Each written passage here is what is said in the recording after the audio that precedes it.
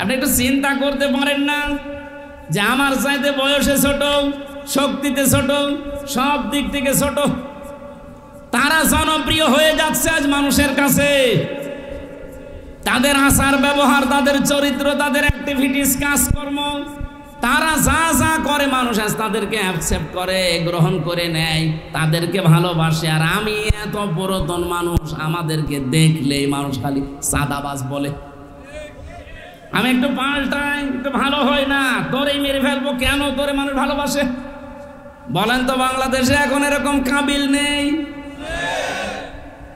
আপনি কি এই আন্দাজে বলেন নাকি ঠিক আছে? এদের পক্ষে একটা হাদিস পড়ছিলাম, নাকি বলবো না? বলবো। মুসলিম শরীফের হাদিস, আন আবি যাররিন রাদিয়াল্লাহু তাআলা আনহু قال قال النبي صلى الله عليه وسلم من ادعى ما ليس له فليس منا وليتبوأ مقعده من النار। মুসলিম শরীফের হাদিস। নবীজি বলেন, যে জিনিস তোমার না, ওইটা যদি নিজের দায়িত্বে তুমি নিয়ে নাও, যতদিন ওইটা তোমার নিজের আয়ত্তে থাকবে, ততদিন তুমি আমি নবীর উম্মত আর নেই। বলেন তো, আগস্টের 5 তারিখের পর থেকে বাংলাদেশে বহু মানুষ এমন অন্যের জিনিস নিজের দখলে নিয়ে, বাবা শাহজালাল সব হালাল। আরে ভাই, কুমিল্লায় নাই নে, অন্য জেলায় তো আছে। যাদেরটা নিয়েছেন ফেরত দেওয়া লাগবে, নাই তো আপনি নবীর উম্মত আর নেই। ফালাইসা মিন্না, ফা শব্দটা 19টা অর্থে আসে।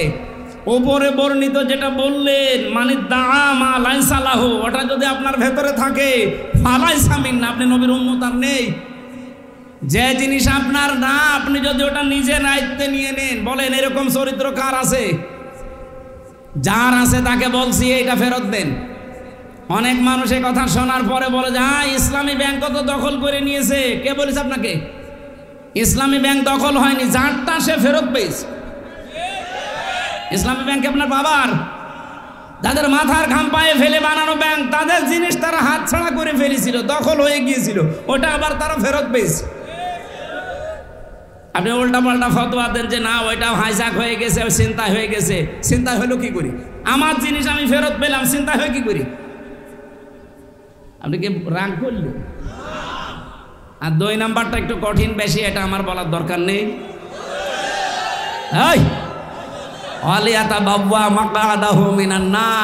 অন্যের জিনিস যারা নিজের দখলে রাখে, ও যেন জাহান্নামে নিজের স্থান তৈরি করে নেয়।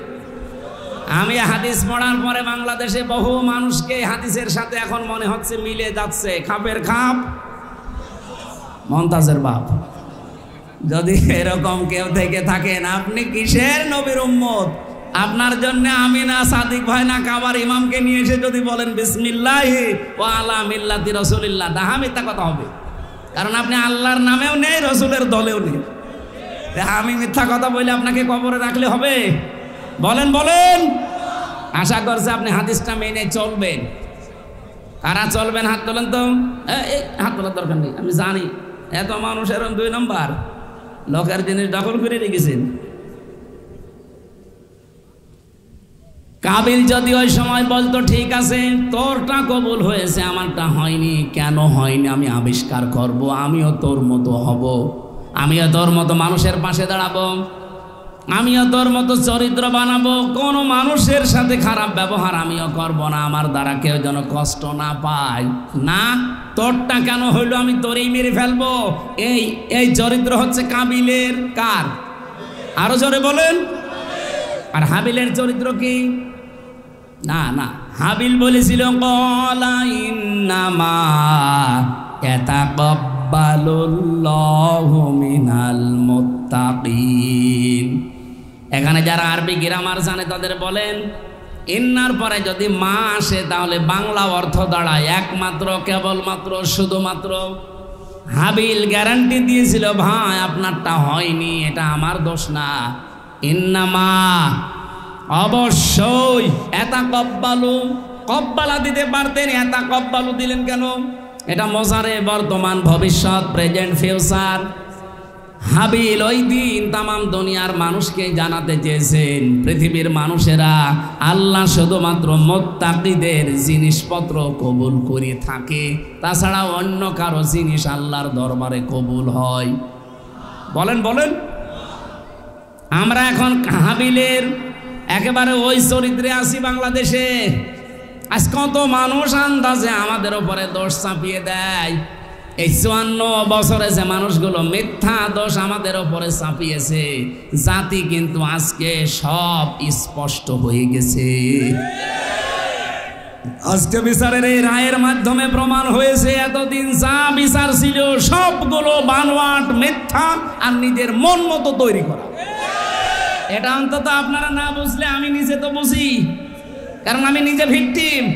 3 বছর আমি জেল খাটলাম, কোন কারণে আমি আজ পর্যন্ত নিজেও জানি না।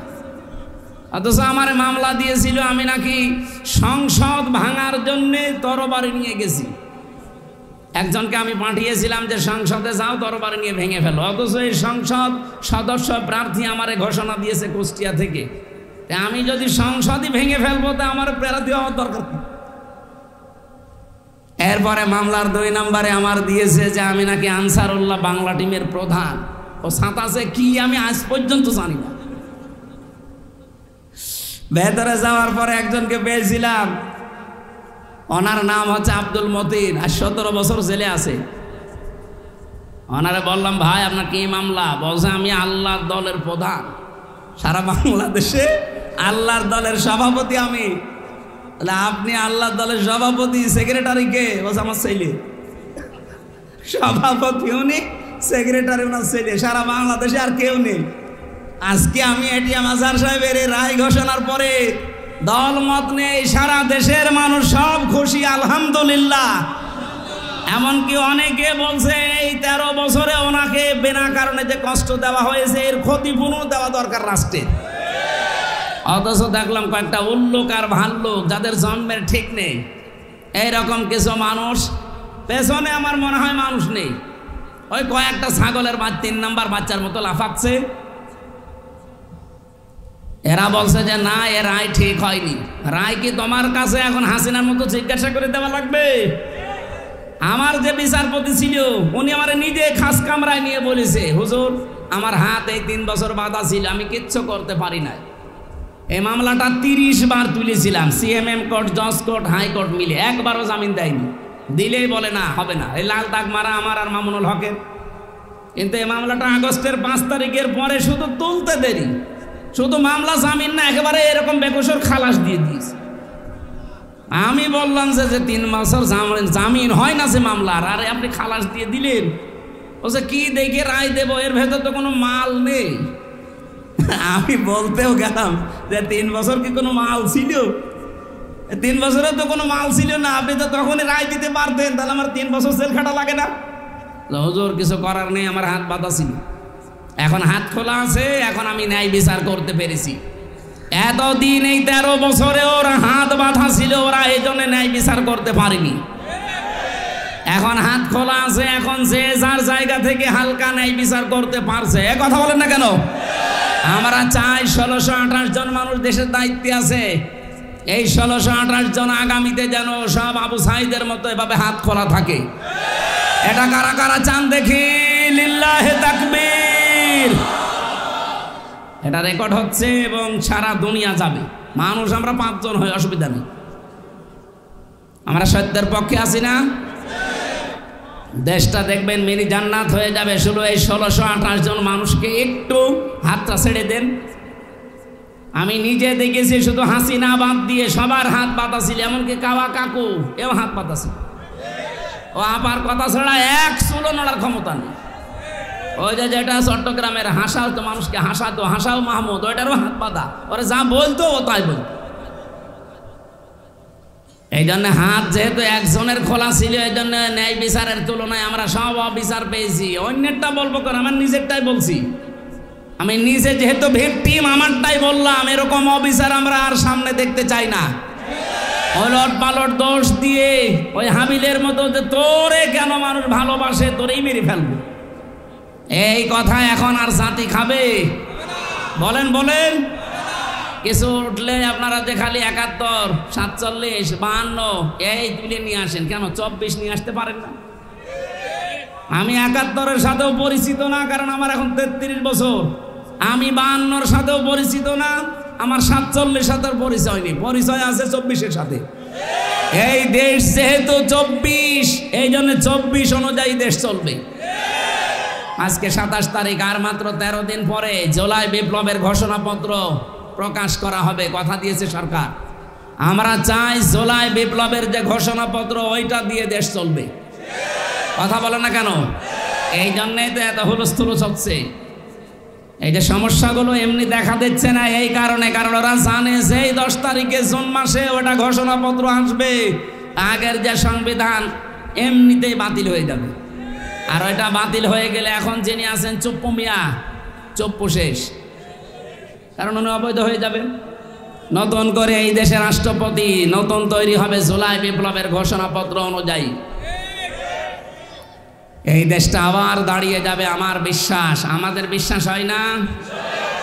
আরে মালয়েশিয়া দাঁড়িয়ে গেল 2004 সালের পর থেকে, সিঙ্গাপুর দাঁড়িয়ে গেল, দুবাই দাঁড়িয়ে গেল, এই সমস্ত দেশগুলো দাঁড়িয়ে যায়, আমরা দাঁড়াতে পারি না। আমি আজকে একটা রিপোর্ট পেয়েছি, যত টাকা পাচার হয়েছে এই 16 বছরে, এই টাকাগুলো যদি পাচার না হইতো বাংলাদেশে 36টা পদ্মা সেতু বানানো যেত। মেট্রো রেল 430টা মেট্রো রেল বানানো যেত বাংলাদেশে টাকাগুলো থাকলে। এত ঋণের বোঝা দিয়ে উনি এখন চা খাচ্ছে, আর মাঝে মাঝে চিন্তা করছে যে আমি চট করে ঢুকে পড়ব। আপনি চট করে ঢুকে পড়বেন কি করে? যাদের আশায় আসবেন তারাই তো একটা একটা করে হাওয়া হয়ে যাচ্ছে। আমরা এখন হাবিলের ভূমিকায় আছি ভাই। যে যা দোষ দিচ্ছেন, যা করছেন করেন, আমরা বলবো লাইম বাসাত্তা ইলাইয়া এদাকা লিতাকতুলানি মানা বিবাসতে ইয়াদিয়া ইলাইকা লিআকতুলাক ইন্নী আখাফুল্লাহা রাব্বাল আলামিন। হে ভাই, আপনি আমাকে মেরে ফেলার জন্য হাত যেভাবে অপপ্রসারিত করেন না কেন, আমারও হাত আছে, আমারও মুখ আছে, আমারও শক্তি আছে, আমিও কিন্তু দেখাতে পারি, কিন্তু না, আপনি যতই আমাকে অন্যায়ভাবে মেরে ফেলার জন্য উল্টাপাল্টা দোষ আমার উপরে চাপিয়ে দেন না কেন, আমি এর ভেতরে নেই, আমি আল্লাহকে ভয় করি। কাকে? আরো জোরে বলেন। আল্লাহকে ভয় করে। এই জন্য 9 মাসে কোনো অকারেন্স আমাদের দ্বারা হয়নি, কিন্তু যাদের দ্বারা অকারেন্স গুলো হওয়ার কথা না, তারা এই 9 মাসে বহু কিছু দেখিয়ে ফেলেছেন। আরে ভাই, মানুষ এখন আর আগস্টের 5 তারিখের আগে নেই, এটা 5 তারিখ পার হয়ে মে মাসের 27 তারিখ চলছে। এই জন্য হাবিল যেটা বলেছিল, খুব সহ্য এবং ধৈর্য নিয়ে চলা লাগবে সামনে, খুব কঠিন সময় আসতেছে বাংলাদেশের জন্যে। আল্লাহ রাব্বুল আলামিন এই দেশকে শুধু আমেরিকা, রাশিয়া, চীন, ভারত আর তুরস্ক আর পাকিস্তানের দিকে তাকিয়ে থাকলে হবে না, আমাদের নিরাপত্তা আমাদের তৈরি করা লাগবে। নবীজির বাড়ি খাবার ছিল না, তার বাড়ি হচ্ছে খেজুর পাতার পাটি দিয়ে ঘেরা, অথচ বাড়ির সামনে সব সময় 9টা করে ঘোড়া বাঁধা থাকতো। আমি কি বানিয়ে বলছি? 9টা ঘোড়া বাঁধা থাকতো তার বাড়ির সামনে। ঘোড়া মানে কি? যুদ্ধের সরঞ্জাম। আমার মনে হয় বাংলাদেশ এখন এই শক্তিতে বলিয়ান হওয়া লাগবে। আর দরকার হয় 2 বেলা খাবো, 1 বেলা খাবো না, কিন্তু শক্তি লাগবে এমন, ইকাতিলুনা ফি সাবিলিল্লাহ ফায়াকতুলুনা ওয়া ইউকতালুন। তারা আল্লাহর রাস্তায় সংগ্রাম করবে, লড়াই করবে, মারবে এবং মরবে। নাকি মরবে এবং মারবে না, আগে মারবে তারপরে মরবে। তারপরে মারতে না পারলে মরবেন কি করে? এই জন্য আগে মারার তারপরে মরা। এই মারার জন্য যে সমস্ত জিনিস দরকার, এই জিনিসগুলো এখন তৈরি করার সময় আসতেছে। ওরা আমাদেরকে মিডিয়া দিয়ে মারে, আমাদের মিডিয়া হাতে নেওয়া লাগবে। ওরা আমাদেরকে ডাক্তার দিয়ে মারে, আমাদের ছেলে মেয়েদের সামনে ডাক্তার বানানো লাগবে। এক কথা বলেন না কেন? ওরা সচিব দিয়ে মেরে ফেলেছে, এখন ছেলে মেয়ে সামনে যা আসবে সচিব বানানো লাগবে। ওরা ডিসি, এসপি, টিওনো, এসি এগুলো দিয়ে মারে, আমাদের ছেলে মেয়েদেরকে এখন ওই জায়গায় তুলে দেওয়া লাগবে। এতদিন নাই কোটা কোটা ছিল, মেধা ছিল না, এখন মেধা এসে গেছে। আমার বিশ্বাস বাংলাদেশে যারা আসল মেধাবী দেশপ্রেমিক, এই 1628টা জায়গায় শুধু বসলেই এদেশটা আবার মিনি জান্নাত হয়ে যাবে ইনশাআল্লাহ। আল্লাহ রাব্বুল আলামিন, আমি ওই আয়াতটাই পড়েছিলাম আপনাদের সামনে, ফিহি আয়াতুম বায়্যিনাতুম মাকামু ইব্রাহিম। এর ভেতরে বহু নিদর্শন আছে। কে কে নিদর্শন আছে তার ভেতরে অন্যতম আল্লাহ বলেন মাকাম ইব্রাহিম, যেটা লিফটের কাজ করত। উনি হয়তো ট্রান্স দিচ্ছিলেন কাবা শরীফ নিয়ে। কাবা বানিয়েছে আমাদের জাতির পিতা ইব্রাহিম এবং তার সন্তান। তারা যে পাথরের উপরে উঠতেন, লিফটের মতো উপরে চলে যেতেন, কাজ হয়ে গেলে আবার নেমে পড়তেন। পার্থক্য, আমাদের লিফটে শুধু বোতাম টিপ দেওয়া লাগে 1 2 3 4, আর ওনার লিফটে শুধু মুখে বলা লাগতো আমি অমুক জায়গায় যাব, উঠে পড়ত। বলেন সুবহানাল্লাহ। আল্লাহ বলেন এটা আমার একটা নিদর্শন।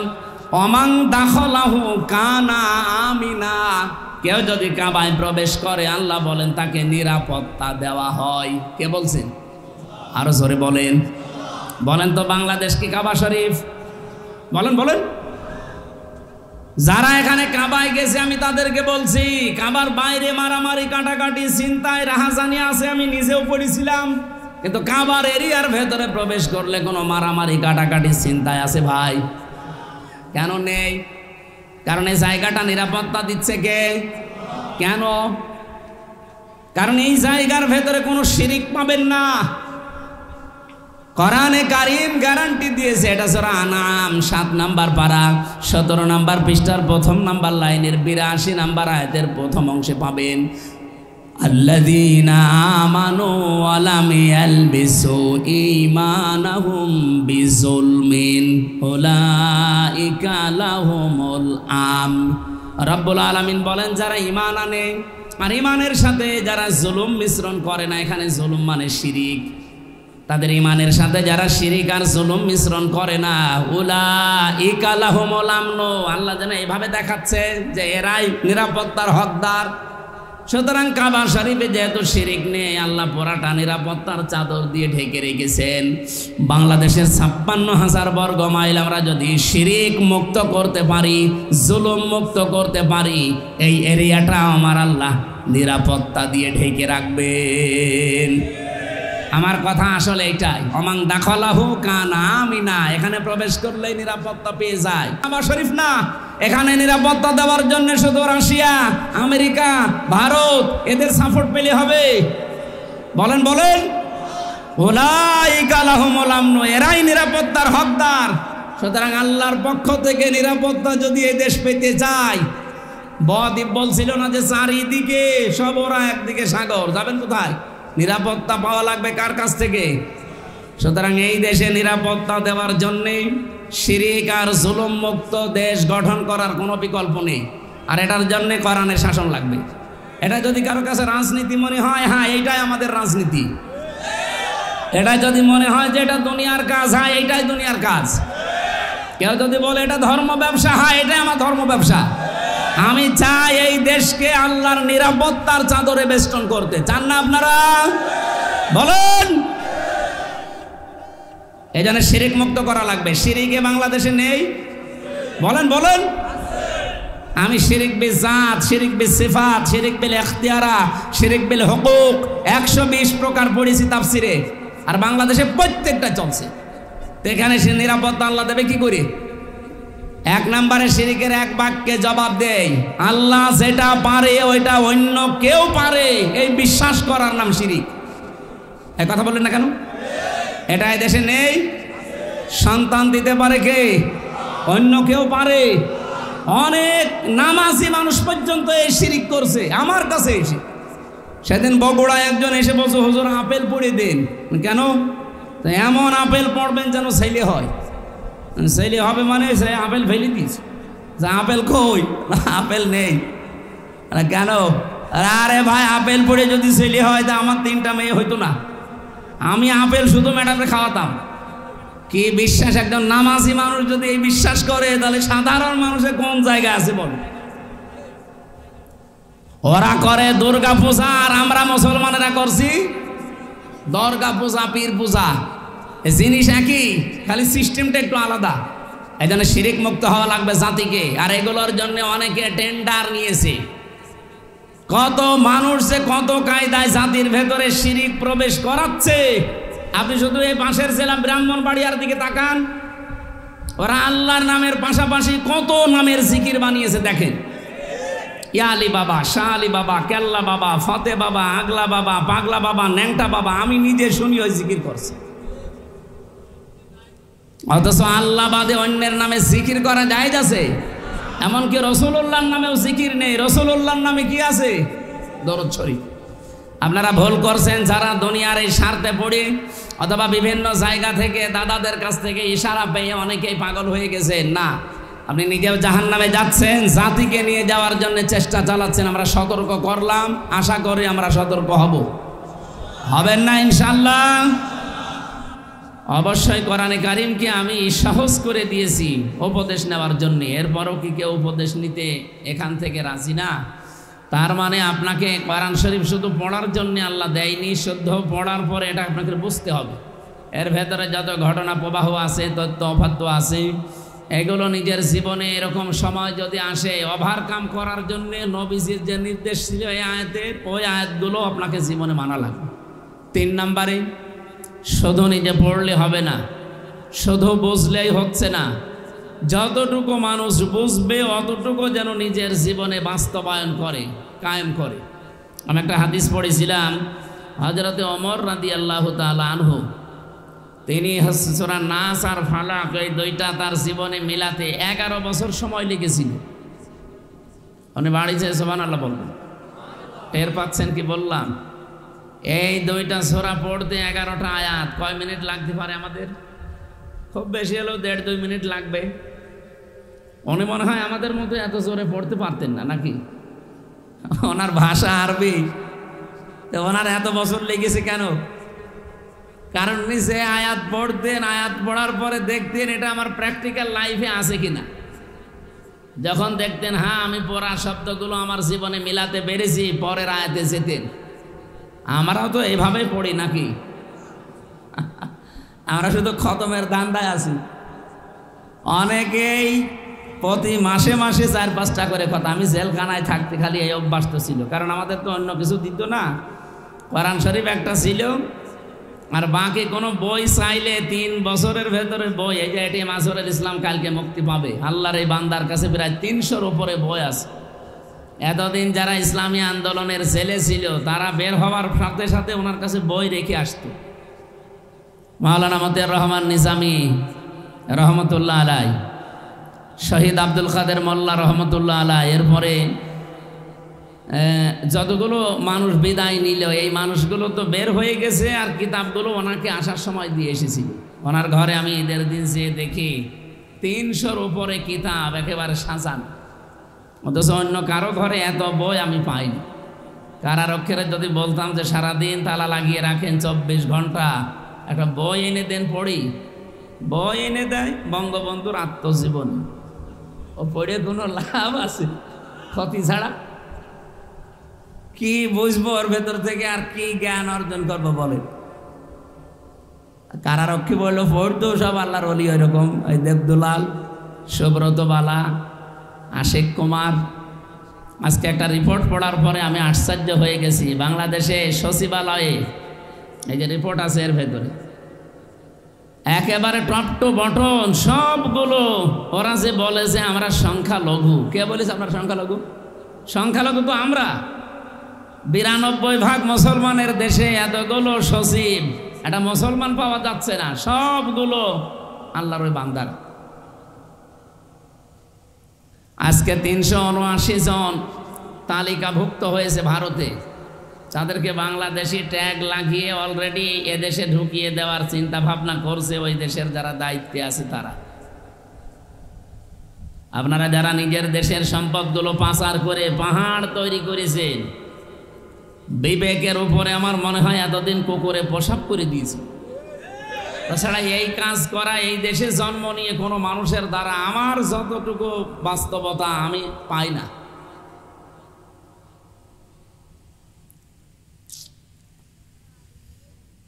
তো এদেরকে কিছু বললে যদি বলতাম যে একটু ভালো বই নিয়ে আসেন, সবসময় শুধু বঙ্গবন্ধুর বই নিয়ে আসেন, অন্য বই নেই। আর একবার বই নিয়ে এসে দিল বঙ্গবন্ধুর চীন সফর, ওটা পড়ে আমি কি করব? আমার ভালো বই নিয়ে এসে দেন, বলে বই আছে এবার নিয়ে আসবো। এবার বই নিয়ে এসে দিয়েছে বঙ্গবন্ধু ছেলেবেলা, কার গাছে ঢেলা লাগিয়েছে, আম পেড়িয়েছে, পেয়ারা চুরি করে খেয়েছে, এইসব আপনি পড়ে দেখেন। তাছাড়া কি জ্ঞান ওর ভেতরে আছে? আরে ভাই, মানুষের জীবন পড়ে পরিবর্তন হয়? মানুষ যদি মানুষের জীবন পড়ে পরিবর্তন হতে চায়, পড়া লাগবে মুহাম্মাদুর রাসূলুল্লাহর জীবনী। হ্যাঁ, কথা বলছেন? এরকম জীবনী দেশের ভেতরে নেই। বঙ্গবন্ধু কর্নার বানিয়ে জাতিকে শুধু এর উপরে পড়িয়েছে। 6 মাসে যদি আপনি পড়ে পরীক্ষা দিতে পারেন, আপনাকে পুরস্কার দেয়। কেন ও জীবনী না পড়ে নবীর জীবনী দেওয়া যায় না? রাহিকুল মাখতুম পড়ে পরীক্ষা দেন, যদি পাস করতে পারেন 10 বছর জেল আছে, 2 বছর মাফ।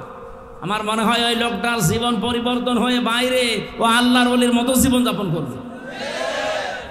অথচ জেলখানার মেন গেটে লেখা আছে এটা জেলখানা নয়, এটা কারাগার নয়, এটা সংশোধনাগার। কিসের সংশোধন? ওখানে গেলে মানুষ আরো খারাপ হয়। কারণ আমারে প্রথম দিন নিয়েছে, যার সাথে রেখেছে যেই কয়টা মানুষ, 7 জন, এই 7 জনই হয় বাঁখোর না ডাইলখোর। এর ভেতরে আমি একা, সব বিড়ি খাই, সিগারেট খাই, আবার চুরি করে কেউ ওই গাঁজাও নিয়ে এসেছে ভেতরে। এখন আমি একটুখানি ঘর, এদিকে 3.5 হাত, এদিকে 2.5 হাত, এই 7 জন মানুষের ভেতরে। প্রথম দিন যাওয়ার পর আমি কি বলবো তাদের? আমি একা বললে ওরা ওয়াজ শুনবে? আর ও কি ওয়াজ শোনার মানুষ? ধরা পড়েছে সব বাবা নিয়ে, ডাল নিয়ে। এমনকি আমারে যেখানে রেখেছিল ওর নিচতলায় একদিন জেলার এসে বলছে, হিন্দু জেলার তো, ওর ভেতরে একজন গাঁজার গাছ লাগিস, ডাক দিয়ে বলছে, পুলিশ তোরে ধরে জেলে দিল গাঁজা খাওয়ার কারণে, আর তুই ভেতরে গাঁজার গাছ লাগালি, তোরে তো স্বর্গে দেওয়া লাগবে। এই একটু পরে 5 মিনিট পরে বলছে, এই তুই গাঁজার গাছের ভেতরে লাগালি কি করি? কারণ ভেতরে ঢোকার সময় তো স্ক্যান করে ঢোকায় মেশিনে, কিচ্ছু একেবারে সব দেখা যায়। তো গাঁজার গাছ বলছে, স্যার আমি গিয়েছিলাম হাজিরা দিতে আদালতে, আসার সময় তো আমার বিভিন্ন হিতাকাঙ্ক্ষী আছে, তারা আসার সময় ওই পোটলা বেঁধে এরকম ছুঁড়ে মারে, ওই প্রিজন ভ্যানের ওই ফাঁকা মাখা দিয়ে বিভিন্ন কায়দায় আমি পেয়েছি একটা। তো দেখলাম যে ভেতরে ঢোকাতে গেলে তো ধরা পড়ে যাবো, এখানে মুখের ভেতরে দাঁতের নিচে দিয়ে এমনভাবে কামড় দিয়ে রেখেছি মেশিনে ধরা পড়িনি। ওইটা ভেতরে এনে বোতলের মুখ কেটে ওর ভেতরে আমরা মাটি দিয়েছি। এরপরে গাঁজার গাছ লাগিয়েছি আজ 2 মাস আগে। স্যার দেখেন কত বড় হয়েছে। তো এইরকম মানুষগুলো ভেতরে যাওয়ার পর যদি কোরআনের 5টা আয়াত দিয়ে বলা হয় যে এগুলোর ভেতরে যে শিক্ষা আছে, এই শিক্ষাগুলো যদি এই 6 মাস তোর জেল, যদি মেনে চলতে পারিস, তোরা 6 মাস থেকে অন্তত 2 মাস মাফ করে দেওয়া হবে। তখন জেলখানা হবে, জেলখানা থেকে সংশোধনাগার। ওখানে মানুষের জীবনী না পড়িয়ে রাসূলুল্লাহর জীবনী পড়তে দেন। সাহাবা একরামের জীবনী পড়ে বলেন যে এর ভেতরে 1 মাস, 3 মাস, 6 মাস পর একটা পরীক্ষা হবে। এই 50 জনের ভেতরে যে পাস করতে পারবে, নাম্বার এই পরিমাণ পাবে, তার 10 বছর জেল থাকলে অন্তত 2 বছর মাফ হয়ে যাবে। বহু মানুষ ভালো হওয়ার সিস্টেম আছে, কিন্তু আমরা সেই ব্রিটিশের নিয়ম মেনে এই জেলখানা চলছে তো চলছেই। ওখানে শুধু ওই লেখাটা শেষ, এটা কারাগার নয়, এটা সংশোধনাগার। এটা পুরা ডাহা মিথ্যা কথা। কোন চোর যদি ধরা পড়ে যায়, চোরের শাস্তি বাংলাদেশের যে সংবিধান, সাক্ষ্য প্রমাণে ধরা পড়ে গেলে 389, 379 নাম্বার ধারা, এ ধারা অনুযায়ী এখন বাংলাদেশের শাস্তি, যদি কেউ চুরি করে ধরা পড়ে যায়, সাক্ষ্য প্রমাণ হয়, তাহলে তার সর্বোচ্চ শাস্তি 3 মাস। কত? 3 মাস পরে আপনি যেভাবে হোক বের হয়ে চলে আসতে পারবেন। এখন চোর যদি ওর ভেতরে যে আমার মতো একজনের সাথে পড়ে তো কোরআন শরীফ পড়াবো, হাদিস পড়াবো, আর যদি পড়ে জাকির খানের সাথে, বলেন তার সাথে পড়লে জিজ্ঞাসা করবে, বেটাই এখানে কেন আসলি? অথবা সুইডেন আসলাম ভাইয়ের সাথে যদি পড়ে, ওই মকিম গাছি এখনো আছে, আজ 46 বছর জেল খাটতেছে, ওরা 160 বছর জেল। ওর সাথে যদি সত্যি আপনার ভাগ্যে পড়ে যায় যে তার রুমে আপনাকে দিয়েছে, অত রাতের বেলা একসাথে থাকা হয়, জিজ্ঞাসা করবে না কেন আসলি? আপনি যদি বলেন যে আমি মুরগি চুরি করতে গিয়ে ধরা পড়ে গেছি, আপনার 2 থাপ্পড় দেবে। মুরগি চুরি করতে যে ধরা পড়ে মানুষ, আমার সাথে যে কয়দিন আসিস থাক, তোরা কি করে ডাকাতি করা লাগে শেখাবো, কারণ উনি তো ওই উস্তাদ। আপনি যদি ডাকাতি করতে গিয়ে ধরা পড়ে ভেতরে যান, আর আপনার যদি ভাগ্যে পড়ে মার্ডার মামলার কোনো আসামির সাথে, তার সাথে পড়লে আপনাকে একসাথে তো আপনি থাকবেন, রাতের বেলা তো এক জায়গায় গল্প স্বল্প করবেন, জিজ্ঞাসা করবে কেন, ডাকাতি করতে গিয়েছিলাম ধরা পড়ে গেছে। 2 থাপ্পড় কানের নিচে দিয়ে বলবে ডাকাতি করতে গিয়ে ধরা পড়ে গেলে একটা উপরে পাঠিয়ে দিতে পারলি না, আমার সাথে থাক, মানুষ কি করে উপরে তুলে দেওয়া লাগে আমি তোরে শেখাবো। উপরে তুলে দেওয়া বোঝেন? এই হচ্ছে দেশের জেলখানা। এটা সংশোধনাগার বানানো দরকার, শুধু লিখে রাখলে হবে না। হ্যাঁ, এটা হবে আমার বিশ্বাস। আমি দেখে এসেছি 3 বছর একাধারে। আমি যতটুকু বাস্তবতা বুঝি, সামনে যদি দেশে ইসলাম আসে, জেলখানা তো দেশে থাকবে না। জেলখানা থাকবে কেন? মানুষকে আসলে সংশোধন করা হবে। কি কথা বলে না কেন? এই সংশোধন করার জন্য তাদেরকে পবিত্রকরণ করা হবে, সংশোধন করা হবে কোরআনে কারিম দিয়ে। এই জন্য প্রথম শব্দ ওয়াতলু, তেলাওয়াত করে আপনার উম্মতদেরকে আদম নবীর এই 2 সন্তানের কাহিনী শোনান। কিভাবে তেলাওয়াত করতে হয় আমি ব্যাখ্যা বলছিলাম। শুদ্ধ করে পড়বেন, বুঝবেন, নিজে মানবেন, যতটুকু পড়ছেন অতটুকু। এখন এটা মানতে গেলে হবে, মানার পরিবেশ লাগবে না? কথা বললেন না? মান ক্বারাআল কুরআনা ফাস্তাযহারাহু, নবীজি বলেন যে ব্যক্তি কোরআন পড়ে আর কোরআনকে ইজহার করার চেষ্টা করে। বাংলাদেশে আজ বহু মানুষ এই শব্দের সাথে আমরা পরিচিত, কিন্তু মানার ক্ষেত্রে অনেক পিছিয়ে আছি। বহু বড় বড় মাদ্রাসার প্রিন্সিপাল, ভাইস প্রিন্সিপাল, মহতামিম, কত বড় বড় জায়গার ইমাম খতিব দ্বারা এখন এই শব্দটার ব্যাখ্যা যেটা সেটা বলতে চাচ্ছে না। আমি সাদিক ভাইকে বলছি, এটা রেকর্ড হচ্ছে হাজারো আলেমের কাছে। আমার প্রশ্ন, নবীজি কি এখানে হাদিস বলার সময় আরবি গ্রামার বা এখানে তাসবিদের কায়দা শিখিয়েছেন? শব্দটা তিনি দিলেন ফাস্তাযহারাহু। এজহার মানে আপনি যদি তাসবিদের কায়দা পড়েন সেখানে হবে এজহার মানে স্পষ্ট করা। এখানে স্পষ্ট করার কি আছে? যে ব্যক্তি কোরআন পড়ে আর এই ফাস্তাযহারাহুর ব্যাখ্যা এখন আধুনিক যেগুলো তাফসীর পাওয়া যায়, আধুনিক ব্যাখ্যাকার যারা, আপনি দেখবেন এজহার শব্দের অর্থ দ্বারা লিখেছে এজহার মানে বিজয় করা। কথা বোঝেন আমার? যে ব্যক্তি কোরআন পড়ে আর কোরআনকে বিজয় করার জন্য চেষ্টা করে।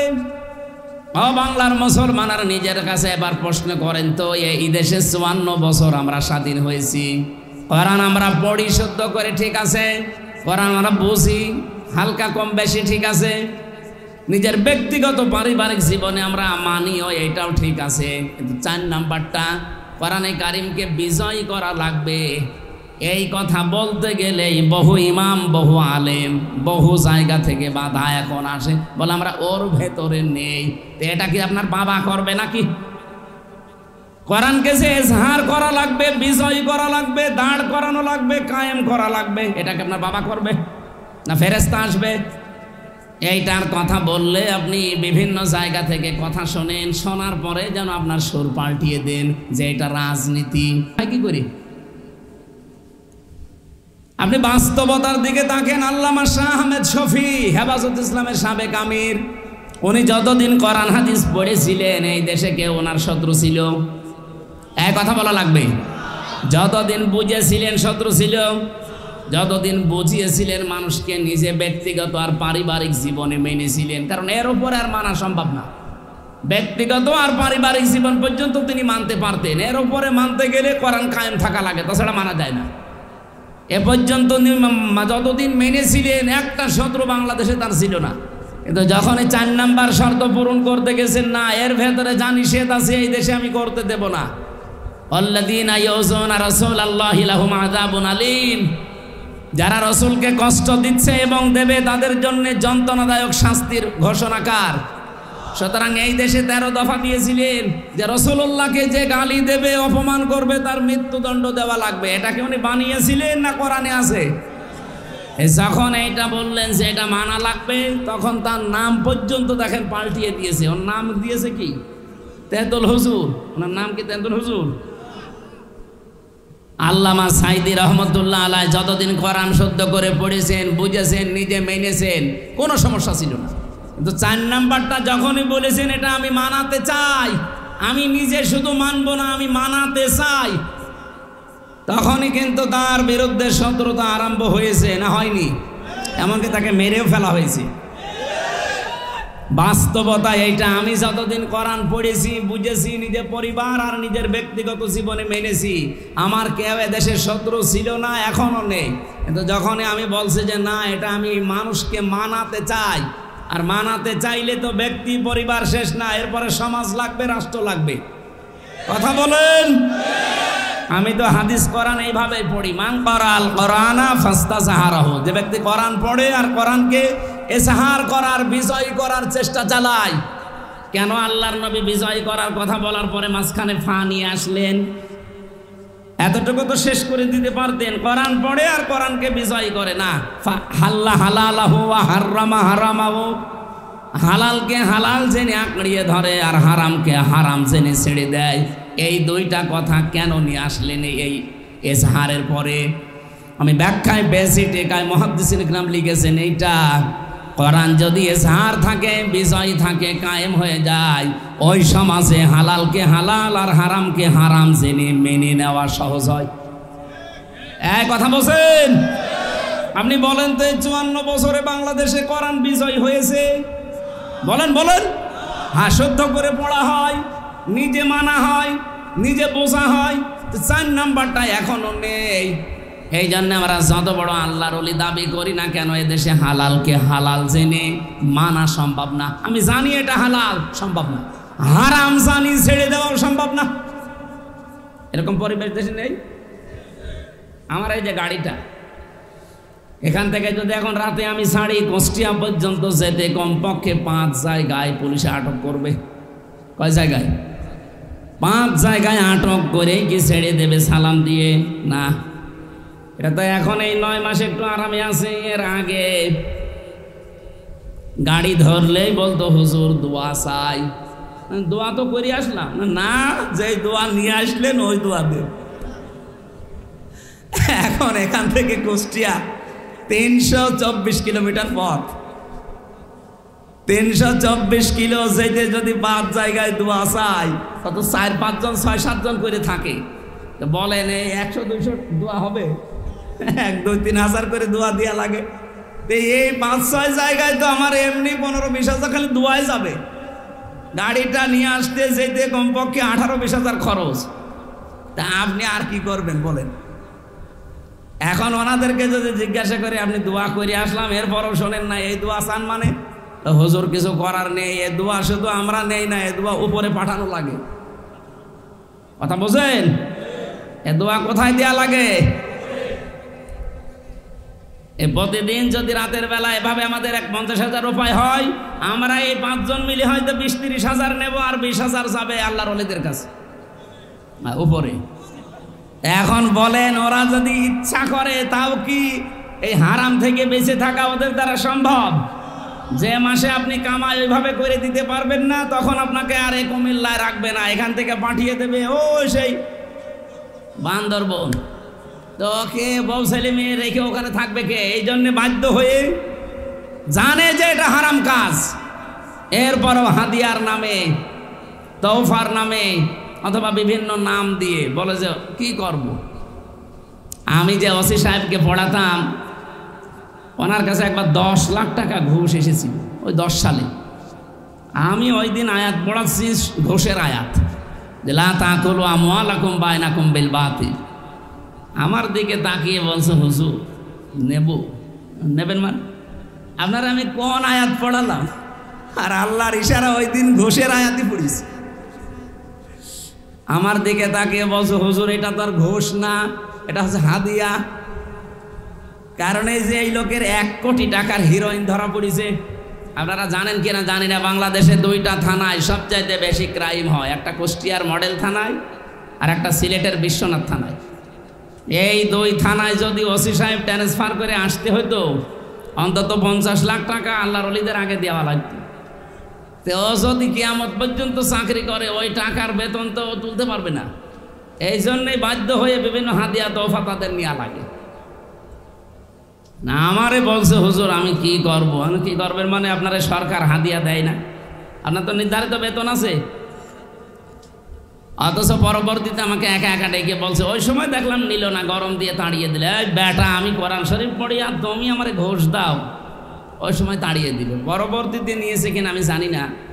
তা আমার একদিন ঘরে একা একা ডেকে বলছে, হুজুর আসলে আয়াত তো পড়াচ্ছেন আমারে ঠিক আছে, কিন্তু বাস্তবতায় আমি মানবো কি করে? আমার বেতন 42,000 টাকা ওই সময় মনে হয়েছিল। আমার স্কেল এখন আমার বেতন সব মিলে আমি 42,000 টাকা পাই। অথচ আমার ছেলে মেয়ে দুইটা ঢাকা বিশ্ববিদ্যালয়ে, আর আমার বউ থাকে ঢাকাতে, সব মিলে তাদের পেছনে আমার 50,000 টাকা খরচ, বাসা ভাড়া আর খাওয়া দাওয়া দিয়ে। বেতন কত? এক এক মাসে খরচ কত? ওই 8,000 টাকা তো ফেরেশতারা দিয়ে যায়।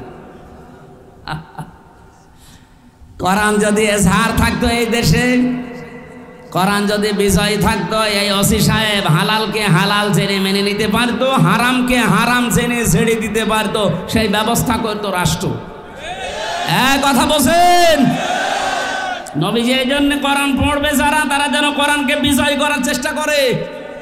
আর বিজয় করতে হলে যে সমস্ত কাজে আঞ্জাম দেওয়া লাগে, এই কাজের কথা যখন বলি তখন এই চাঁপাইনবাবগঞ্জের দুইজন স্বামী স্ত্রী মুহাদ্দিস, মুফাসসির, মুফতি, এই দুইজন ফতোয়াবাজি করে। এটা রাজনীতি, এটা দুনিয়ার কাজ। আমার নামের আগে মুফতি লিখা আছে, আমি সরকারি সার্টিফিকেট প্রাপ্ত মুফতি। সে যাই হোক, সরকার তো সার্টিফিকেট দিয়েছে, তো ফতোয়া তো আমি দেব। ওদের পেটে বোম মারলে ফতোয়া শব্দটা আরবিতে লিখতে পারবে? এরা যদি ফতোয়া দেয় তা আমি কি ঘোড়ার ঘাস কাটবো? বাংলাদেশের মানুষ যেহেতু শব্দ প্রথম ছিল, অতল তেলাওয়াত করতে হলে আপনাকে হক আদায় করে 4টা বিষয় মানতেই হবে। যারা মেনে নিয়েছে তাদের জীবন সফল, আর যারা এখনো বিভিন্ন গড়িমসি করে পেছনের টানে মানতে পারেন না, আপনার খবর আছে। আমি কথা বোঝাতে পেরেছি আশা করছি। আল্লাহ বলেন, উলাইকা ইউমিনুনা বি, এরাই আমার কোরআনে বিশ্বাসী, যারা 4টা হক আদায় করে, কোরআন পড়ে, তেলাওয়াত করে। বড় কোরআন শরীফের ভেতরে আমি পড়তে গিয়ে 3টা শব্দ পেয়েছি কোরআন পড়ার ব্যাপারে, কারাআ, রাতালা আর তালাওয়া। আপনি অভিধান নিয়ে আসেন, এই 3টা শব্দের ব্যাখ্যায় পাবেন এই 4টা শর্ত। 4টা বিষয় দিয়ে আল্লাহ নবীকে জানাচ্ছেন আপনি তেলাওয়াত করে এইভাবে এই কাহিনীটা শোনাবেন, কারণ এই কাহিনীর ভেতর আপনার উম্মতের জন্য একটা বিশাল শিক্ষা আছে। ইদ করবা কুরবানান ফাতুকবিলা মিন আহাদিহিমা ওয়া লাম ইউতাকাব্বাল মিনাল আখার। রব্বুল আলামিন বলেন, যখন তারা একজন কোরবানি দিয়েছে, আকাশ থেকে আগুনের ঝলক এসে ওটা কবুল হয়েছে, অপরেরটা হয়নি। যারটা হয়নি, এই কাবিল নামে এই ছেলেটা নিজেকে তো একটু সংশোধন করবে যে কেন হলো না, কেন আমারটা হচ্ছে না, আমি একটু দেখি। আমারই তো নিজের ছোট ভাই, আমার বয়সে ছোট, শক্তিতেও আমার চাইতে কম, দুনিয়ায় আমার পরে এসেছে, সব দিক থেকে আমার নিচে, অথচ তারটা কবুল হয়ে গেল আল্লাহর দরবারে, আর আমারটা কেন হয় না, পড়ে আছে। অন্তত এগুলো একটু আবিষ্কার করে দেখি না। সে কি বলেছিল? ক্বালা আকতুলান্নাকা, হে হাবিল, তোরটা কেন কবুল হয়েছে আমি তোরেই বাঁচতে দেব না। লাকতুলান্নাকা, লামে তাকিদ নুনে সাকিলা, ও গ্যারান্টি দিয়ে বলছে তোরে আমি আজকেই মেরে ফেলবো। আমার মনে হচ্ছে বাংলাদেশে এখন অনেক কাবিল ফিরে এসেছে। আপনি একটু চিন্তা করতে পারেন না যে আমার চাইতে বয়সে ছোট, শক্তিতে ছোট, সব দিক থেকে ছোট, তারা জনপ্রিয় হয়ে যাচ্ছে আজ মানুষের কাছে। তাদের আচার ব্যবহার, তাদের চরিত্র, তাদের অ্যাক্টিভিটিস, কাজকর্ম, তারা যা যা করে মানুষ আজ তাদেরকে অ্যাকসেপ্ট করে, গ্রহণ করে নেয়, তাদেরকে ভালোবাসে। আর আমি এত পুরাতন মানুষ, আমাদেরকে দেখলেই মানুষ খালি সাদাবাজ বলে। আমি একটু পাল্টাই, একটু ভালো হয় না, তোরেই মেরে ফেলবো। কেন তোরে মানুষ ভালোবাসে বলেন তো? বাংলাদেশে এখন এরকম কাবিল নেই। আপনি কি আন্দাজে বলেন নাকি ঠিক আছে? এদের পক্ষে একটা হাদিস পড়ছিলাম, নাকি বলবো না? বলবো।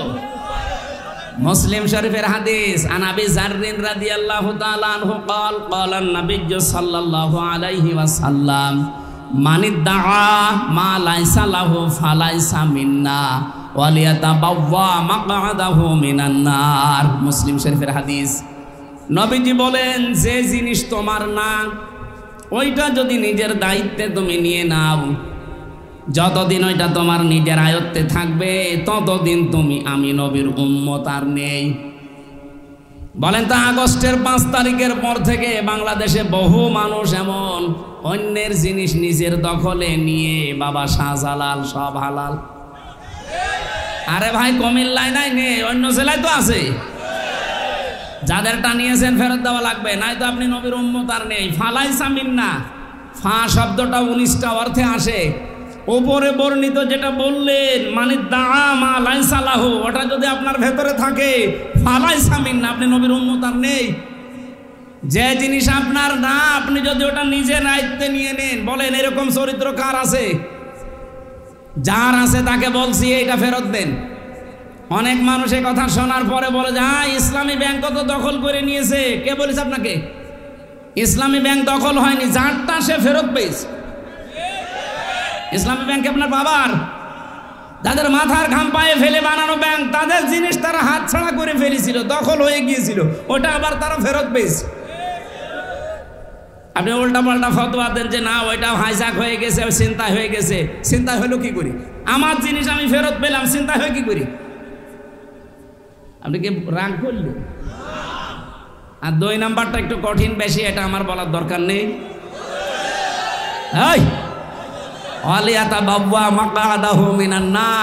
অন্যের জিনিস যারা নিজের দখলে রাখে ও যেন জাহান্নামে নিজের স্থান তৈরি করে নেয়। আমি হাদিস পড়ার পরে বাংলাদেশে বহু মানুষকে হাদিসের সাথে এখন মনে হচ্ছে মিলে যাচ্ছে। খাপের খাপ মমতাজের বাপ। যদি এরকম কেউ থেকে থাকেন, আপনি কিসের নবীর উম্মত? আপনার জন্য আমি না সাদিক ভাই না কাবার ইমামকে নিয়ে এসে যদি বলেন বিসমিল্লাহি ওয়া আলা মিল্লাতি রাসূলিল্লাহ, ডাহা মিথ্যা কথা হবে।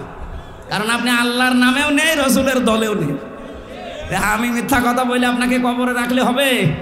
বলেন বলেন। আশা করছে আপনি হাদিসটা মেনে চলবেন। কারা চলবেন হাত তোলেন তো। হাত তোলার দরকার নেই, আমি জানি এত মানুষ এরকম 2 নম্বর লোকের জিনিস দখল করে রেখেছেন।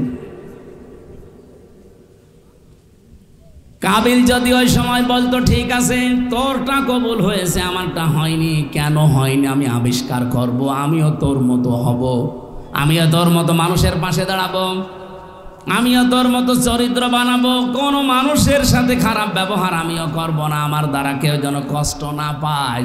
না, তোরটা কেন হইলো আমি তোরেই মেরে ফেলবো। এই চরিত্র হচ্ছে কাবিলের। কার? আরো জোরে বলেন। আর হাবিলের চরিত্র কি? না না, হাবিল বলেছিল ক্বালা ইন্নামা ইয়াতাকাব্বালুল্লাহু মিনাল মুত্তাকিন।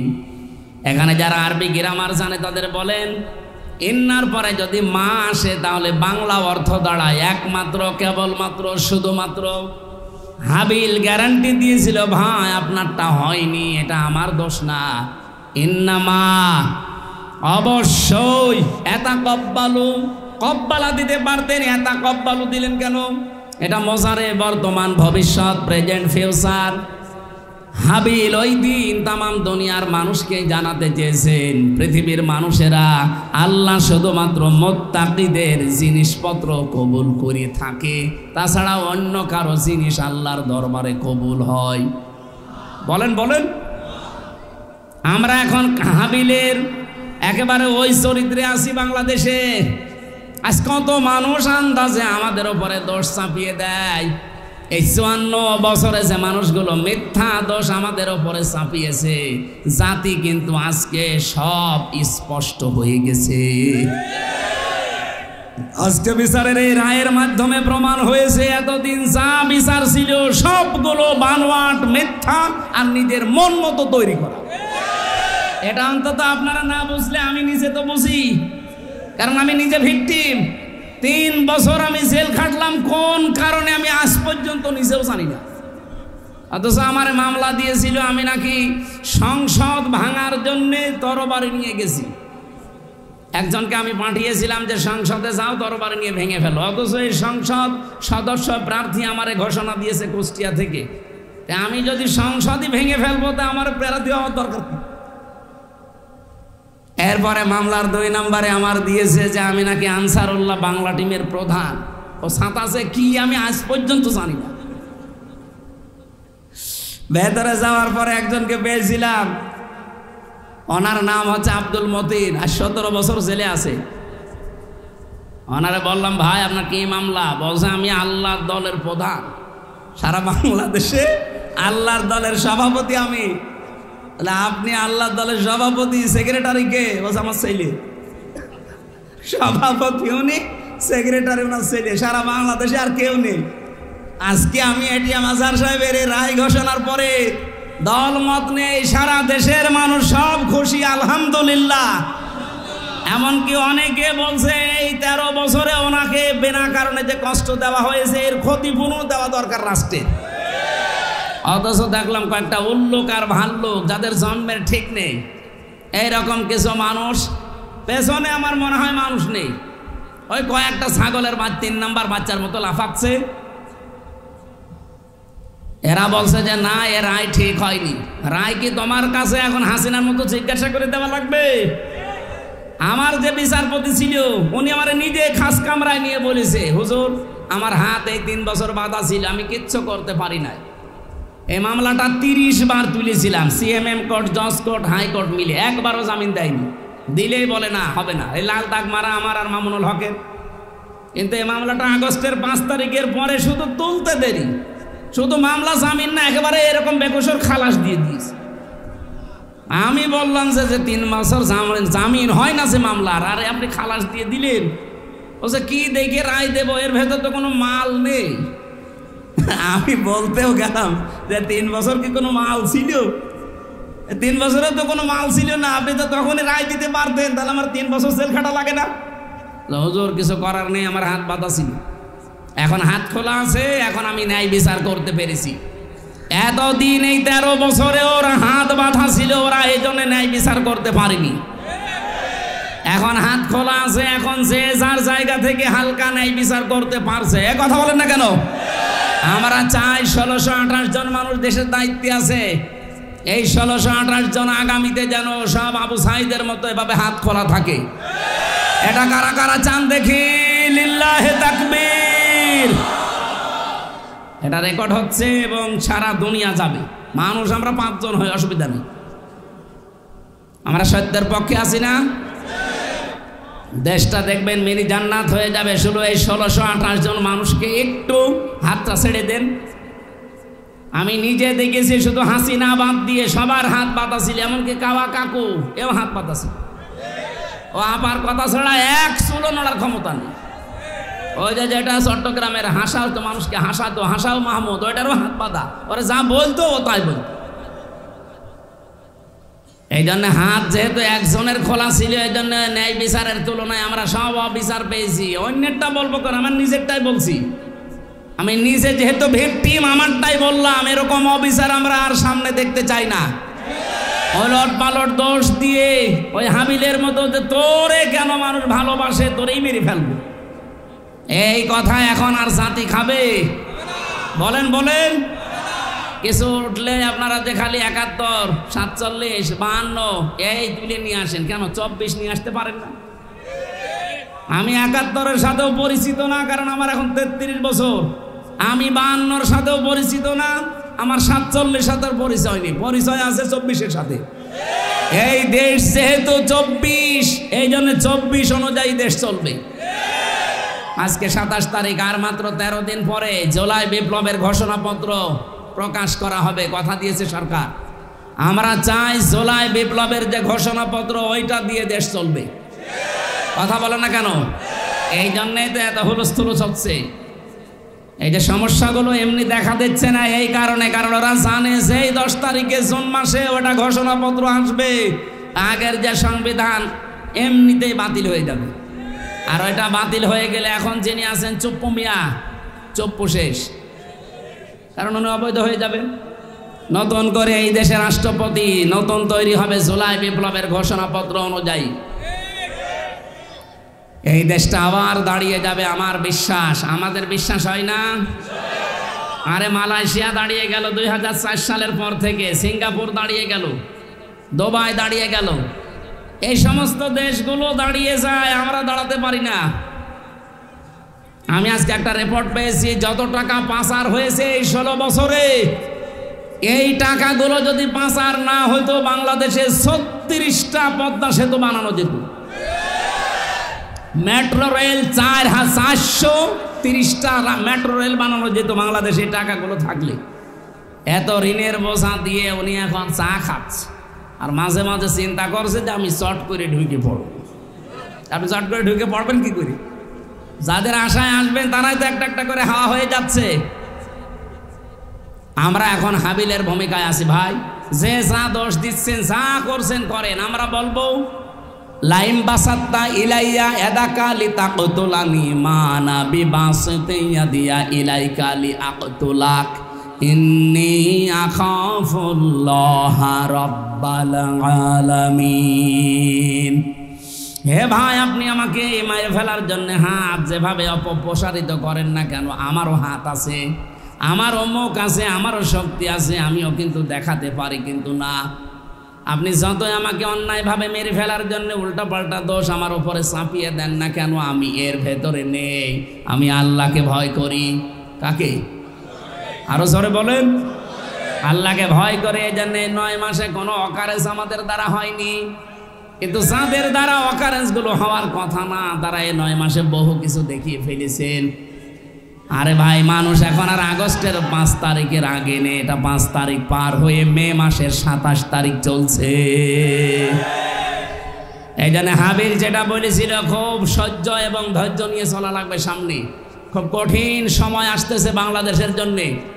আল্লাহ রাব্বুল আলামিন এই দেশকে শুধু আমেরিকা, রাশিয়া, চীন, ভারত আর তুরস্ক আর পাকিস্তানের দিকে তাকিয়ে থাকলে হবে না, আমাদের নিরাপত্তা আমাদের তৈরি করা লাগবে।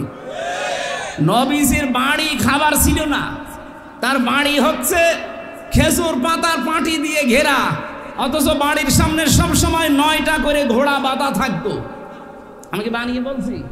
9টা ঘোড়া বাঁধা থাকতো তার বাড়ির সামনে। ঘোড়া মানে কি? যুদ্ধের সরঞ্জাম। আমার মনে হয় বাংলাদেশ এখন এই শক্তিতে বলিয়ান হওয়া লাগবে। আর দরকার 2 বেলা খাবো, 1 বেলা খাবো না, কিন্তু শক্তি লাগবে এমন, ইকাতিলুনা ফি সাবিলিল্লাহ ফায়াকতুলুনা ওয়া ইউকতালুন।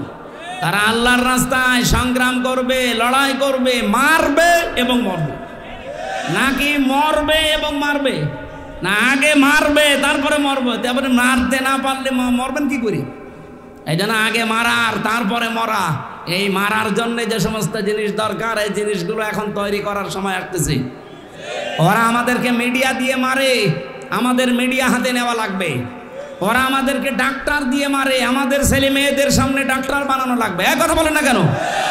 ওরা সচিব দিয়ে মেরে ফেলেছে, এখন ছেলে মেয়ে সামনে যা আসবে সচিব বানানো লাগবে। ওরা ডিসি, এসপি, টিওনো, এসি এগুলো দিয়ে মারে, আমাদের ছেলে মেয়েদেরকে এখন ওই জায়গায় তুলে দেওয়া লাগবে। এতদিন নাই কোটা কোটা ছিল, মেধা ছিল না, এখন মেধা এসে গেছে। আমার বিশ্বাস বাংলাদেশে যারা আসল মেধাবী দেশপ্রেমিক, এই 1628টা জায়গায় শুধু বসলেই এদেশটা আবার মিনি জান্নাত হয়ে যাবে ইনশাআল্লাহ। আল্লাহ রাব্বুল আলামিন, আমি ওই আয়াতটাই পড়েছিলাম আপনাদের সামনে, ফিহি আয়াতুম বায়্যিনাতুম মাকামু ইব্রাহিম। এর ভেতরে বহু নিদর্শন আছে।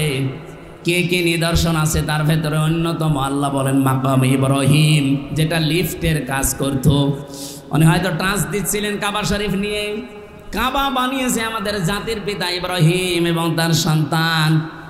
তারা যে পাথরের উপরে উঠতেন, লিফটের মতো উপরে চলে যেতেন, কাজ হয়ে গেলে আবার নেমে পড়তেন। পার্থক্য, আমাদের লিফটে শুধু বোতাম টিপ দেওয়া লাগে 1 2 3 4, আর ওনার লিফটে শুধু মুখে বলা লাগতো আমি অমুক জায়গায় যাব, উঠে পড়ত। বলেন সুবহানাল্লাহ। আল্লাহ বলেন এটা আমার একটা নিদর্শন।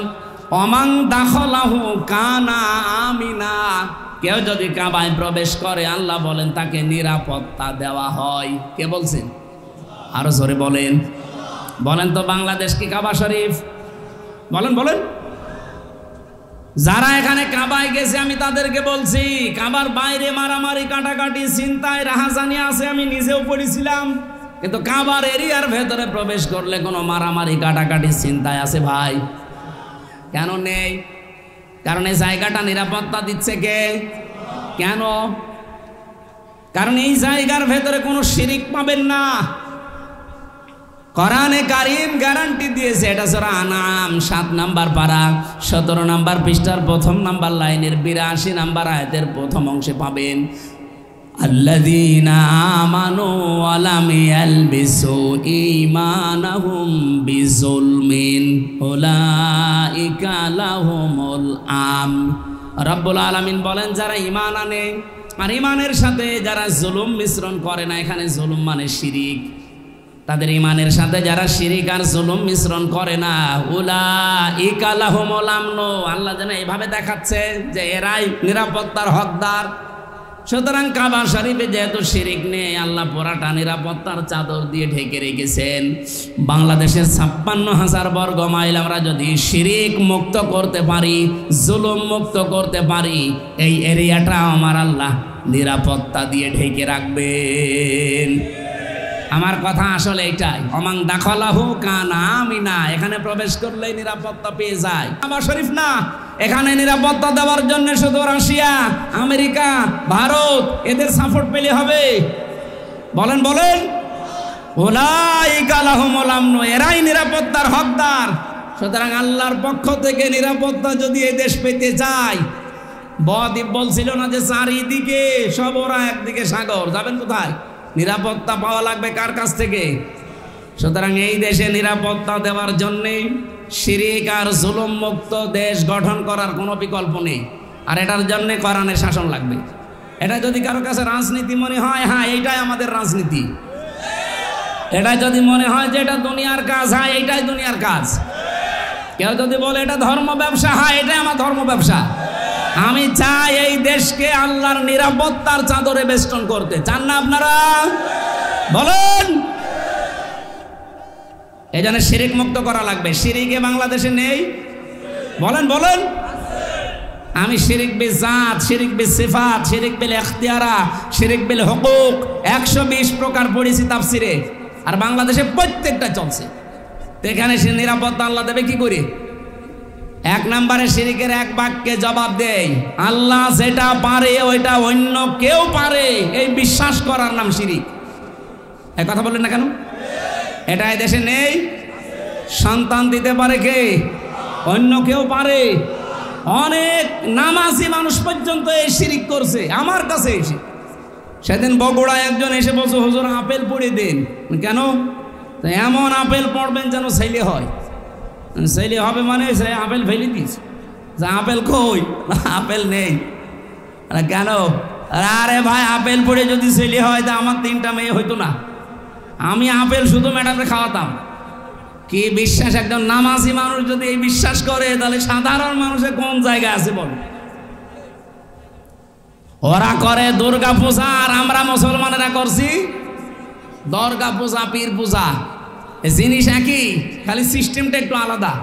এই জন্য শিরিক মুক্ত হওয়া লাগবে জাতিকে। আর এগুলোর জন্য অনেকে টেন্ডার নিয়েছে। কত মানুষ যে কত কায়দায় জাতির ভেতরে শিরিক প্রবেশ করাচ্ছে। আপনি শুধু এই পাশের জেলা ব্রাহ্মণবাড়িয়ার দিকে তাকান, ওরা আল্লাহর নামের পাশাপাশি কত নামের জিকির বানিয়েছে দেখেন। ইয়া আলী বাবা, শাহ আলী বাবা, কেল্লা বাবা, ফতে বাবা, আগলা বাবা, পাগলা বাবা, ন্যাংটা বাবা, আমি নিজে শুনি ওই জিকির করছে। অথচ আল্লাহ বাদে অন্যের নামে জিকির করা জায়েজ আছে? এমনকি রাসূলুল্লাহর নামেও জিকির নেই। রাসূলুল্লাহর নামে কি আছে? দরুদ শরীফ। আপনারা ভুল করছেন যারা দুনিয়ার এই স্বার্থে পড়ে অথবা বিভিন্ন জায়গা থেকে দাদাদের কাছ থেকে ইশারা পেয়ে অনেকেই পাগল হয়ে গেছেন। না, আপনি নিজেও জাহান্নামে যাচ্ছেন, জাতিকে নিয়ে যাওয়ার জন্য চেষ্টা চালাচ্ছেন। আমরা সতর্ক করলাম, আশা করি আমরা সতর্ক হবেন না ইনশাআল্লাহ। এরপরে কি? আল্লাহ যেটা পারে ওইটা অন্য কেউ? এই পৃথিবী বানিয়েছে কে? এখানে আইন দিতে পারে কে? এটাকে আমি বানালাম? আলা আলাহুল খালকু ওয়াল আমরু, বানিয়েছি আমি, সিদ্ধান্ত চলবে কার? সুতরাং আল্লাহর এই জমিনে আল্লাহর আইন বাদ দিয়ে যারা অন্যের আইন কায়েম করার জন্য দল করেন, আপনি মুশরিক। বলেন, নাম ধরা লাগবে? এত বাংলা বলেও আপনি বোঝেন না, বলেন না নাম ধরা লাগবে না। নাম ধরলে না, নাম না ধরলে তো আপনি বোঝেনও না। আল্লাহর আইন বাদ দিয়ে অন্যের আইন যারা এই জমিনে কায়েম করার জন্য চেষ্টা চালাচ্ছেন, আপনি শিরিক করছেন। আর শিরিক করলে আপনি মুশরিক। আর মুশরিকের জন্য জান্নাত হারাম, জাহান্নাম ওয়াজিব। নেন এবার কোন জায়গায় যাবেন? যা